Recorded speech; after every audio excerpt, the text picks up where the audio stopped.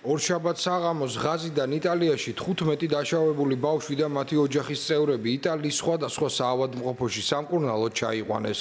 სამედიცინო ევაკუაცია იტალიის მთავრობის დიპლომატიური ძალისხმევის ნაწილია, რომელიც მიზნად ისახავს დახმარების გაწევას იმ ბავშვებისთვის, რომლებიც ომის დროს დაიჭრნენ ან ღაზაში საავადმყოფოების განადგურების გამო მკურნალობა ვერ გაიარეს. ოთხშაბათის ჩათვლით კიდევ 150-დან 200-მდე პალესტინელი უნდა ჩამოვიდეს. ძირითადად ბავშვები. უკვე ჰოსპიტალიზებული ბავშვების ოჯახის წევრები და სტუდენტები. ჩვენ მუშაობთ, რომ ღაზიდან იტალიაში რაც შეიძლება მეტი ადამიანი ჩამოვიყვანოთ.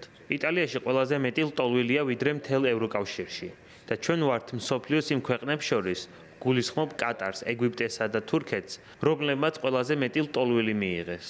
ჩვენ წინ მივდივართ და იმედი გვაქვს, რომ მალე ეს ყველაფერი აღარ იქნება საჭირო.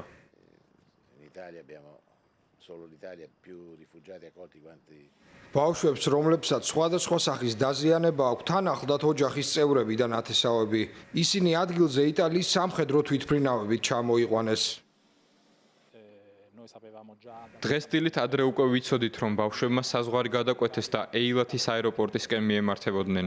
იქ მყოფი ჯანდაცვის სფეროს წარმომადგენლების, მათ შორის თავდაცვის პერსონალის ჯანმრთელობის ჩანაწერები ჰქონდა.